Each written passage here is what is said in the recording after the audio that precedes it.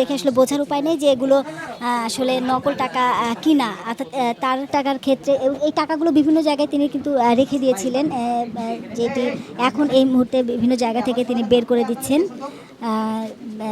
প্রথমে আমরা দেখেছিলাম আলমারি, সেই আলমারিতে 100 টাকা 200 টাকা থেকে শুরু করে 500 টাকা নোট, এবং এই নোটগুলোকে আসলে বান্ডিল করার পরে বাইরে থেকে একদম হাত দিয়ে না ধরে বোঝার উপায় নেই।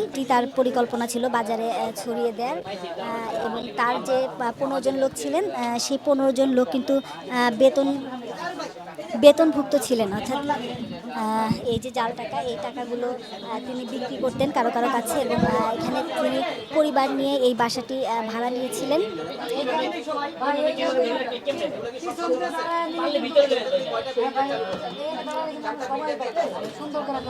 সিন্ডিকেটের মাধ্যমে এই টাকাগুলো বিক্রি হয়, এবং এই বিক্রি হওয়ার পরে পশুর হাটে সাধারণত এই টাকাগুলো ছড়িয়ে দেওয়া হয়, এবং এখানে ডিবি লালবাগ বিভাগের উপপুলিশ কমিশনার মশিউর রহমান আছেন, এবং তার নেতৃত্বেই যে এই অভিযানটি শুরু হয়। আজকে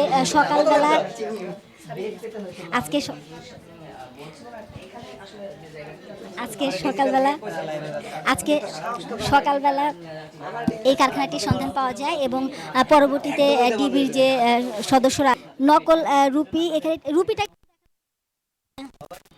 এখানে এই যে রুপিগুলো কিন্তু এখানে বানানো হচ্ছিল, এবং তার 15 জন সদস্যদের মধ্যে আমরা যেটি জানি যে একজনের মাধ্যমে তিনি রাজশাহী থেকে এই রুপিগুলো ভারতের কোনো একটি সীমান্তে পাঠানোর চেষ্টা করতেন, এবং এইখানে তার 15 জন সদস্য ছিল জাকির, সেই 15 জন সদস্যের মাধ্যমে তার যে জাল টাকা, সেই টাকাগুলো বিভিন্ন জায়গায় ছড়িয়ে দিচ্ছিলেন। এবং এখন আমরা কিছুক্ষণ আগে জাকিরের কথা জানতে পেরেছি। জাকির যেটি বলেছেন, তার 15 জন সদস্য আছে, এবং এই 15 জন সদস্য কিন্তু জাল টাকাগুলো বিভিন্ন জায়গায় ছড়িয়ে দিতেন, এবং তিনি ঈদকে কেন্দ্র করে 1.5 থেকে 2 কোটি জাল টাকা বাজারে ছাড়ার যে পরিকল্পনা সেটি ছিল। এই 500 টাকার নোটগুলো তিনি বাজারে যেরকম ছাড়তেন, সেরকম টাকার পরিমাণ ভেদে এই বান্ডিলগুলো যে দাম, সেই দামে বাজারে ছাড়তেন, এবং বাজারে এই টাকা ছড়িয়ে দেওয়ার জন্য তার 15 জনের মতো সদস্য আছে। এই আলমারিটিতে আমরা যতটুকু জানি যে আলমারিতে টাকা আছে, এবং এই যে 1 থেকে 1.5 কোটি টাকা, সেই 1.5 কোটি টাকা এই আলমারিতে বানিয়ে আসলে তিনি জমা রাখছিলেন, যেটি বাজারে ছড়িয়ে দেওয়ার তার চিন্তা ছিল, পরিকল্পনা ছিল। তার আগেই ডিবি পুলিশের হাতে আসলে গ্রেফতার হয়েছেন, এবং তিনি যেটি বলেছেন, আমরা প্রথমে জেনেছিলাম যে 25 বছর থেকে, কিন্তু তিনি এই কারবারিটি করেন আসলে 15 বছর, তিনি যেটি বলেছেন, এবং এর আগেও টাকা সহ তিনি গ্রেফতার হয়েছিলেন। পরবর্তীতে জামিনে বের হয়ে অন্য কোনো পেশায় তিনি যুক্ত হতে পারেননি, যার কারণে আবার তিনি এই জাল টাকায় জড়িয়ে যান, এবং যেহেতু এই জাল টাকার কারবারিদের যে তাদের যে চলাফেরা, তাদের যে অবস্থান, এবং তার যে নিজস্ব যে সিন্ডিকেট, সেই সিন্ডিকেটটি তারা আসলে পরিচিত, যার কারণে তিনি বারবারই এই ধরনের কাজে জড়িয়ে যান, এবং এরকম জাল টাকা বানানোর কারবারি করেন, এবং তার নিজের সদস্য রয়েছে 15 জন, তাদের মাধ্যমে বিভিন্ন মার্কেট কেন্দ্রিক এবং সব থেকে ছড়িয়ে দেওয়ার চেষ্টা করেন। 1.5 কোটি টাকা তিনি বানিয়েছিলেন, এবং এই ঈদের আগেই সেটি বাজারে ছাড়া তার পরিকল্পনা ছিল। যেহেতু কুরবানি ঈদে পশুর হাট কেন্দ্রিক, কিন্তু আমরা সবসময় জানি যে জাল টাকার যে একটি কারবারি যারা থাকেন, তারা এটি ছড়িয়ে দেন। আমরা এখানে ডিবির উপ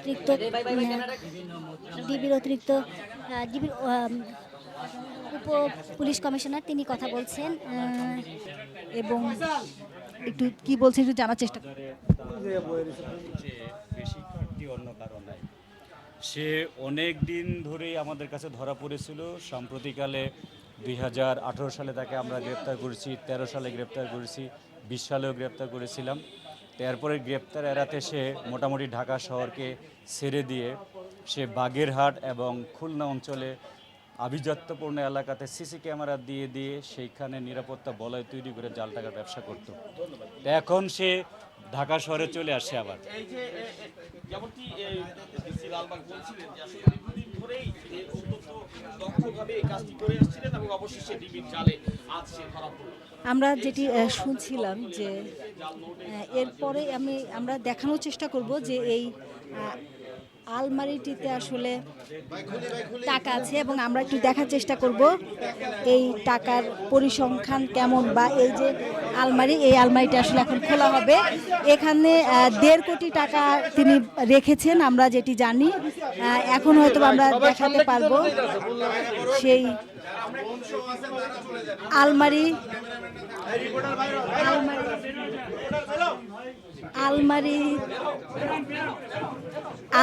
এই আলমারি থেকে আসলে টাকাগুলো বের করা হবে। আমরা একটু দেখানোর চেষ্টা করব যে আলমারিতে কি পরিমাণ টাকা আছে, যে নকল টাকা। এই আমরা যেটুকু জানি যে এই আলমারিতে তিনি 1.5 কোটি টাকা রেখেছিলেন, যেটি বাজারে ছাড়বেন এমন একটি পরিকল্পনা ছিল তার। এবং সে অনেক দিন থেকেই যেহেতু এই কারবারির সাথে যুক্ত, সেহেতু সে জানেন। এবং আমরা এখানে কিন্তু ইন্ডিয়ান রুপিও দেখেছি, এবং এই ইন্ডিয়ান রুপি তিনি রাজশাহী দিয়ে